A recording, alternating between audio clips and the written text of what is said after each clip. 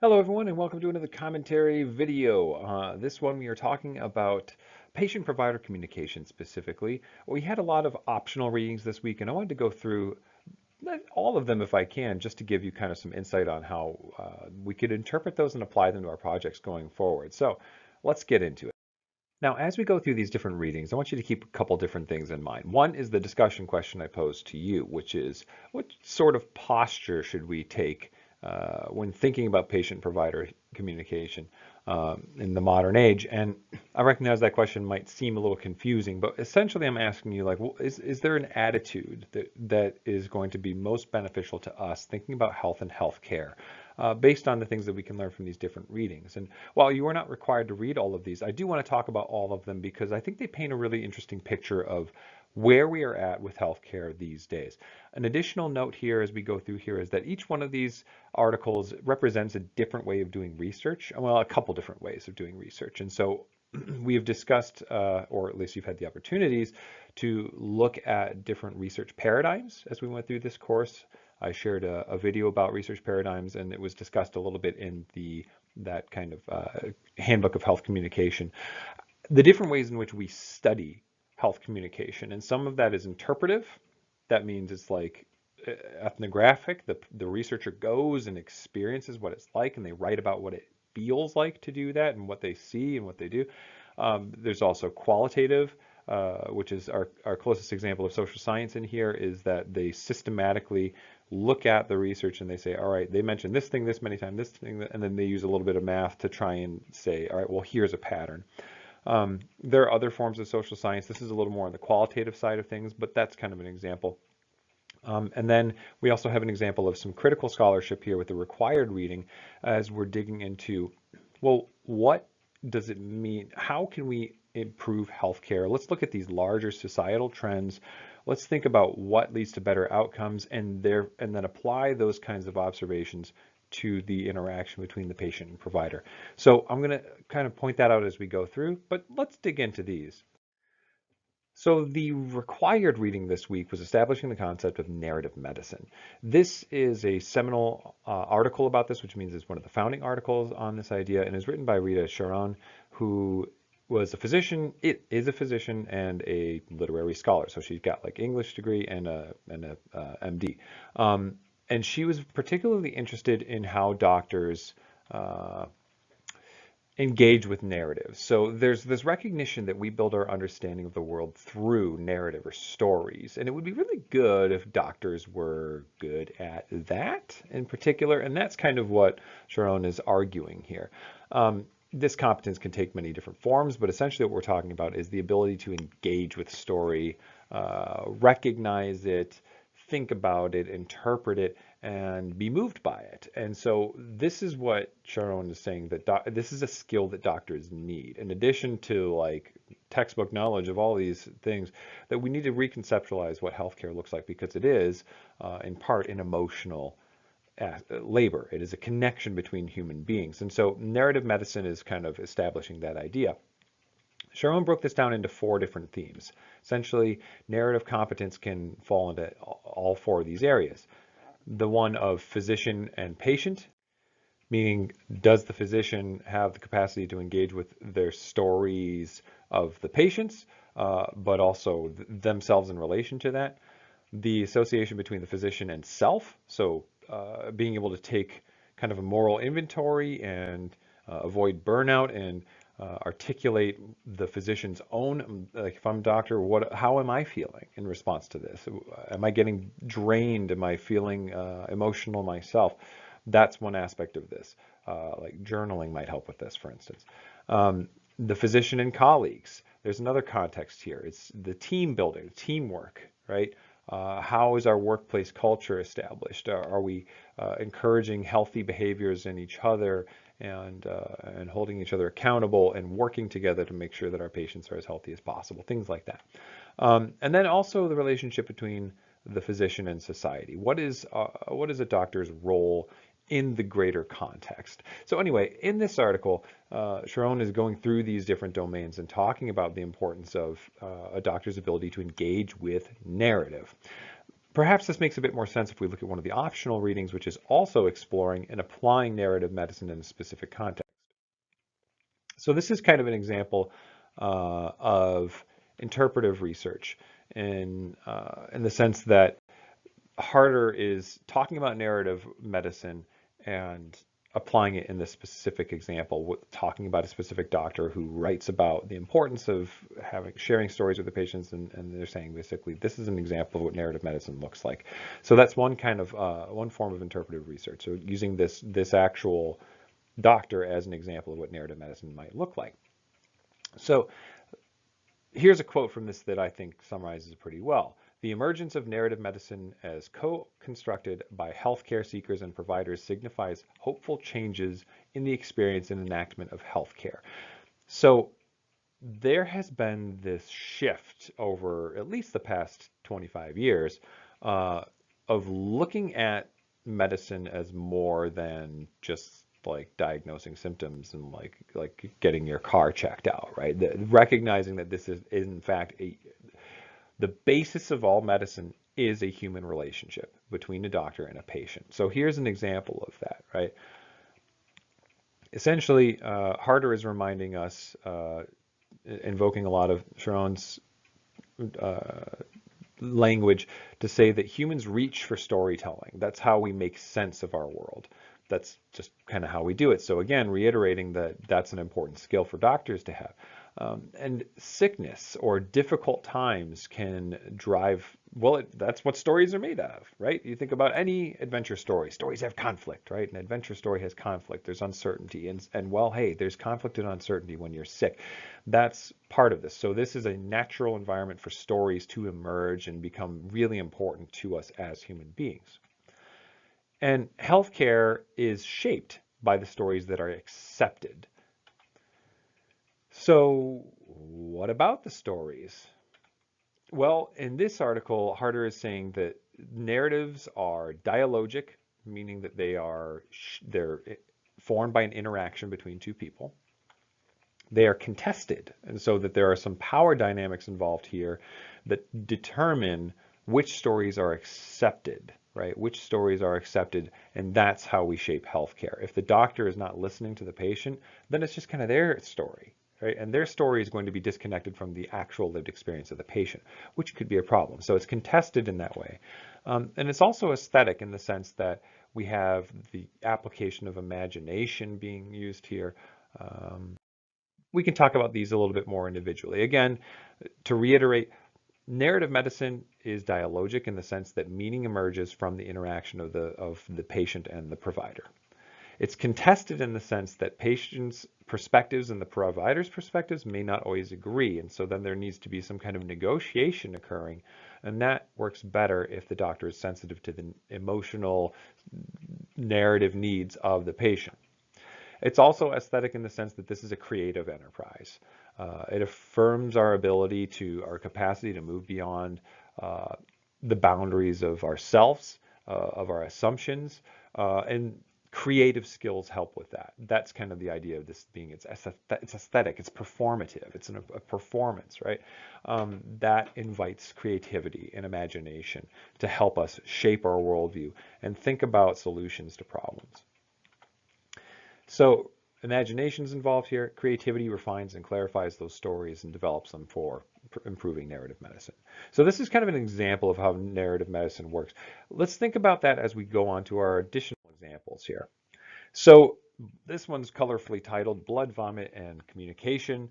This is another interpretive aspect. This is kind of ethnographic in the sense that Hirschman went to shadow her partner, who was an intern, a medical intern, and see what it was like to be there. And what she kind of came away with is that we tend to think of medical training in school in a way that's much like medicine. We kind of over-sterilize it and say, well, it's this, all right, let's reduce things down to their symptoms and figure things out. But the experience of becoming a doctor is a little more chaotic than that. It's a little more real. It's a little more rich. It's a little more messy. right? So the chaotic nature of interaction during residency is not conducive to developing health communication skills, which are essential to a physician's clinical career. So the communication skills, again, as we established in the previous slides, that's essential to the functioning of the doctor. But medical school is not conducive to learning those skills and practicing them. And research, again, tends to treat medical training as very clinical. In reality, it's specific skills in specific contexts. Consider the example of a doctor giving bad news to a patient about the death of a loved one, or giving bad news to a family member, right? That's a specific context that requires specific skills and a certain amount of empathy, but it also requires a certain amount of buffering so that the doctor doesn't get burnt out after dealing with death day after day after day, right? They have to be able to put that interaction behind them and move on to take care of another patient. And so that's a specific skill in a specific context. It's not just like, yep, patients die, right? That might be all that they get until they become a resident and then they're faced with the reality of the situation. And it's messy. This is important so that providers can heal themselves in addition to others. And that's one of the really important arguments here. You'll note that this research is earlier than the narrative medicine stuff. So this is, even though I'm talking about it later in the video, this came as kind of a prequel, as if you will. This is the kind of research that set the stage for people like Sharon to be like, we need to be doing something a little bit more than just teaching people technical information, right? There are other skills involved, communication skills involved. And so this article is kind of a setup for that narrative medicine stuff. But since the narrative medicine was required, I talked about that first. But you get the idea. This is kind of the context through which we started to see that change right around the turn of the century, where we're really trying to figure out how we can make medicine work better. And that means humanizing medicine, remembering that doctors are working with patients, because one of the problems is desensitization in the healthcare field. Some of that's necessary, again, to protect oneself, but it can have some unintended consequences if it interferes with the really essential parts of healthcare, which are a lot of communication. Now, speaking of communication, jumping around a little bit back into the future here, 2004, we are looking at perceptions of patient competence and how patients and providers might view that differently or similarly. This is, again, kind of an example of social science. This is a systematic discourse analysis of what doctors and patients report feeling and interactions and assessing the competence of the patient. It's a little bit different in that it's looking at the competence of the patient and what both doctor and patient how they expect the patient to behave in the interaction. So according to both patients and providers, a competent patient will be well prepared. They will give thought to and educate themselves beforehand on their medical condition. They should come with an agenda and stick to it. This makes sense since doctors only get on average like 7 minutes per appointment. And the patient should also be prepared to ask questions about their medical condition. Both focus on the importance of information provision. That means the patient giving information to the doctor, because guess what? That's the main way doctors make diagnoses. So if you still aren't convinced of the importance of health communication, I don't know what to tell you, right? The doctor really has to work with what the patient gives them, and therefore communication competence of the patient is important. But we might not always think of it this way as a patient, like, oh, I'm just go to the doctor, they'll solve my problem. It's like, well, you've got to help them do that. And so it's important for patients to think about their own competence. Is this an unfair burden to put on the patient? Maybe. But at the same time, it's not really fair to expect the doctor to read the patient's mind. And so communication competence matters. It might look like this, according to doctors and patients. One other note in this article I thought was very interesting is that the patients may overestimate the importance of their own emotional state. So that might be like the patient would report themselves as having been emotional in the interaction if they were talking about something really harmful. The example the author gave was a past occurrence of sexual assault, right? So this woman, understandably, got upset when talking about it and then ranks her competence as lower. The doctor did not do it, did not see it that way. They do not necessarily say that, oh, you are crying, therefore you're incompetent emotionally, or communication. No, that's not how it works, right? So that's reassuring, I think, for patients who might feel embarrassed about health conditions or their emotional states. And so I think that's a useful thing to take away from this article as well. So they might overestimate the importance of their own emotional state compared to those doctors. That kind of makes sense because patients are very focused on their emotional state, and that will become more important in a minute as we come back to the idea of what are these competing perspectives. We'll come back to that though. The last article I wanted to mention to you here is one from our optional readings is talking about the use of humor by providers in patient-centered medicine. So again, moving forward in time again, after you start having those research where people are like, yeah, there's some differences between what we expect doctors to, how we expect them to behave and think, and what the lived experience is. And then we start moving into the narrative medicine stuff, and then we start moving even more into more patient-centered care. Because when we listen to patients' stories, we start thinking more about what it's like to put healthcare on that page, like around them, shape it around them. And so use of humor is a good way to do this. Now, the author of this one is pointing out that use of humor in patient-centered care helps a lot of different things. It helps these three main ones in particular. One, it helps the doctor take a complete patient profile. It loosens things up. They get to learn more about the patient through this interaction, and the patient is more likely to open up to them, and that will help them complete their understanding of that individual, which, of course, improves communication and patient outcomes.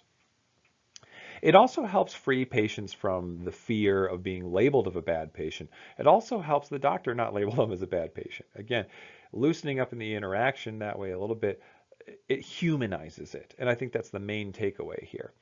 Additionally, doing this can de-emphasize the power differences. It can make it can feel a little stifling when you're a patient talking to a doctor and they're this distant person who's got power over you. But humor in that interaction can help us, well, again, loosen up a little bit and be less focused on those kinds of things. This is really about using things like human, it's a very human quality, to get people more comfortable. And when we get people more comfortable, we are humanizing the interaction, which we have to do. This is all useful for improving patient and provider relationships, which again is going to contribute to better communication, and better communication is going to contribute to better health outcomes. So, conclusions here. What sort of posture can we take in relation to healthcare, right? Well, for one thing, I pulled this little table here from one of my other health communication lectures. And if you've taken health communication with me before, then you've probably seen this before. But I wanted to remind us that essentially when we're dealing with patient-provider interactions, one of the most common ways to think of this is the difference between the way the patient views things and the way the doctor views things. And so the way the patient views things is what has been called the voice of the life world. It's talking about emotions, feelings, comfort, seeking, or trying to find comfort. We're diffused experiences. Well, it hurts when I get up in the morning, but it's okay by lunchtime. But then like bedtime rolls around and I'm really wiped, right? That's kind of a diffuse, again, it's a narrative. Compared to the traditional medical approach, which is the voice of medicine, which is evidence-based, measurement-based, precise. It's focused on treating, not comforting, and it's emotionally restrained and controlled. This one, you'll notice from the citation, again, this is coming from 1984. We have been aware of these challenges for a long time, and we've come a long way in medicine, but it's not perfect. It is getting better all the time. One is recognizing that these two perspectives don't always align, and the more we can do to encourage communication across them, like they don't have to, we don't want them to be the same. They don't need to be the same, but they do need to communicate. And one of the ways we can do that is with something like narrative medicine. So what do I mean by this idea of what sort of posture can we take? I'm talking about an orientation or attitude towards health, such as positive framing that we talked about in terms of health literacy being an asset. If you recall from my last video commentary, that was talking about promotive medicine, not just preventive medicine, and thinking positively about things. So that could be an example of an orientation. So what do you think? What do you think would be a good orientation? One way or another, that orientation is probably going to involve some aspect of humanizing the interaction and facilitating communication between patient and provider. So again, maybe this is a useful framework for us, thinking about the voice of the life world versus the voice of medicine. We don't want to think about these two things as being in competition, but we do want to recognize that patients and providers come to the interaction with different perspectives, and that's a good thing. But it's only a good thing, as with all instances of diversity, if we find a way to bring those two things together, get them to interact, get them to create a coherent narrative together so that outcomes can be improved, both for patients and providers. All right, well, I hope that that helps you make better sense of some of this stuff. You were not required to go through all of those readings, but hopefully by me talking about them, you can get a better sense as to what we're talking about, what we're getting at with patient-provider communication. And you can think about how you can take that information into your own life and to your own health. I hope it makes you feel a little bit empowered because the patient is the point, right? The patient is the person in the interaction that they're trying to help. We're trying to help them. We're trying to improve their outcomes. The doctors have needs and feelings too, though. But thankfully, what we're talking about here is something that can help both. So that's great. I'll leave it at that. I'll see you in the next video. Thanks for your time and have a great day.